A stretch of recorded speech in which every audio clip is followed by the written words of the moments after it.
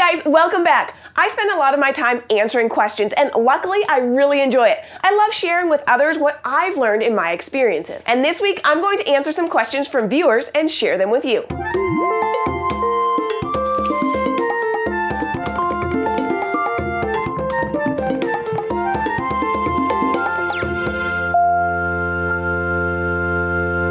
First question comes from TAEGEN or TOMMILA. What is the best treat for my brand new son CONURE? Which treat is the healthiest, and do you think Mango will love it? A great treat for all parrot-type birds, including conures, is the small white safflower seed. These little seeds are healthier than sunflower seeds. They're smaller than a larger treat, so you can give more in one session.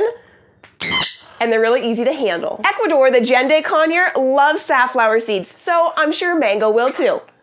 Next question comes from Finn Hafnemer. Can you do a follow me around video? Like what your usual day caring for all the animals and other things is like? I'd be willing to give this a try. Every one of my days is a little bit the same and a little bit different. Feeding and cleaning the animals is the same every day, but training sessions, walks, and projects change. Let me know down in the comments what activities, walks, or projects you like to see me do, and I'll work on making that happen. All right. Angie R asks, what is bumblefoot? Bumblefoot is an irritated or inflamed area on the bottom of the foot that has become infected. It's usually caused by pressure sores due to improper perching or substrate. Some common species that are prone to getting bumblefoot are raptors and parrots who don't have enough variation in their perches, or guinea pigs whose substrate is either too hard or extremely soiled, or who haven't been given proper nutrition. You can treat bumblefoot by applying a topical antiseptic and prevent it by giving them appropriate clean surfaces to stand on and giving them proper nutrition. All right, next question. Into Taboo says,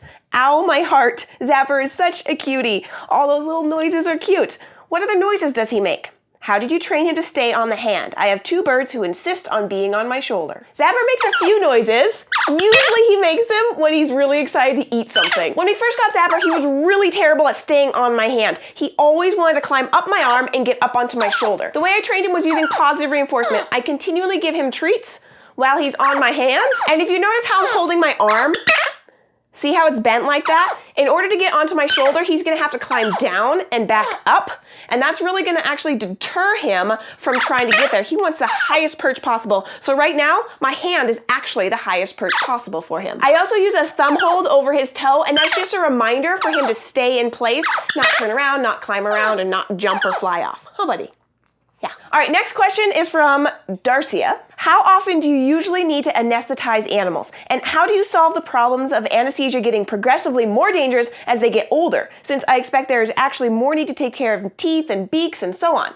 And if the animal doesn't get knocked out, do you always reschedule for another appointment, or do you sometimes just increase the dosage? Darcia, great question. We try to limit the use of general anesthesia as much as possible. It's always a risk to put an animal under, and the less common the species or the older they get, the risk increases. If you want to know more information about the risks involved in general anesthesia, check out this conversation I had with our veterinarian, Dr. Card. I'm a big advocate for using positive reinforcement and desensitization to teach an animal how to participate in their own healthcare. Being able to trim nails, teeth, beaks, and feathers while the animal is fully awake is ideal. If that doesn't work, we try to avoid general anesthesia by using an immobilizer and light sedative. If an animal doesn't get knocked out enough for us to complete the procedure, then we usually reschedule, because the risk of an overdose is much higher than we're willing to chance. Since we're doing many of our procedures at Animal Wonders instead of at the vet clinic, we don't have all the necessary equipment to help an animal breathe if they become too sedated to do it on their own. All right, last question comes from Becky Kennedy.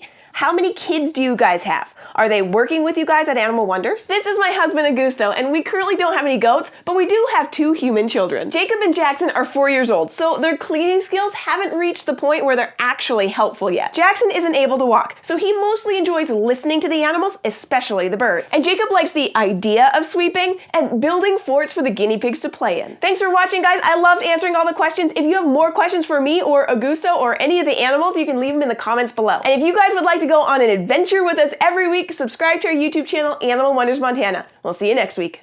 Goodbye.